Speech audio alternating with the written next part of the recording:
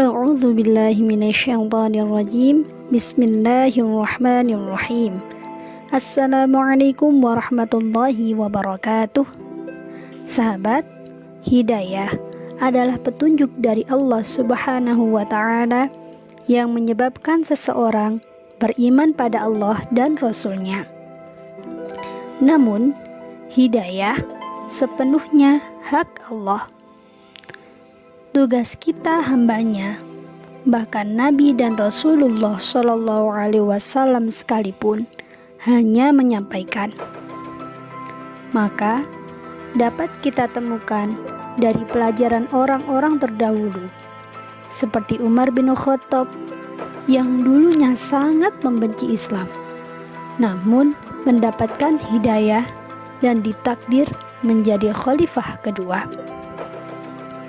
Tapi Abu Thalib, paman Rasulullah Shallallahu Alaihi Wasallam, orang terdekat beliau, tidak masuk Islam. Bahkan Kan'an, putra Nabi Nuh, istri Nabi Lut, juga tidak diberi hidayah oleh Allah Subhanahu wa ta'ala. Kali ini, bagaimana dengan Fir'aun di zaman Nabi Musa alaihi salam? Bagaimana pula dengan penduduk dan tukang sihirnya? Siapakah di antara mereka yang diberi hidayah oleh Allah Subhanahu wa ta'ala? Apa penyebabnya? Mari kita simak. Sahabat, sepanjang hidup Fir'aun, ia tidak pernah sakit. Hidup bergelimang kemewahan dan kekuasaan. Hal ini telah membutakan hatinya, hingga ia menitahkan diri sendiri menjadi Tuhan. Namun, suatu hari ketenangan Fir'aun terusik oleh mimpinya. Salah satu ahli nujum mengartikan bahwa kekuasaan Fir'aun akan tumbang oleh salah satu bayi lelaki yang baru dilahirkan di negerinya sendiri. Takut dan percaya hal itu, Fir'aun memerintahkan membunuh seluruh bayi lelaki yang baru lahir. Di tempat lain, ibu dari Nabi Musa alaihissalam yang saat itu hendak melahirkan, ketakutan dan sangat khawatir. Saat ia bermunajat pada Allah Subhanahu wa ta'ala, datanglah wahyu agar ibu Nabi Musa menghanyutkan bayinya di sungai. Meski bersedih, ibu Nabi Musa melakukannya karena Allah berjanji akan mengembalikan pada ibu Nabi Musa. Tak disangka, bayi Nabi Musa ditemukan oleh Siti Asyah, yang tak lain adalah istri Fir'aun yang saat itu sedang mandi bersama dayang-dayangnya.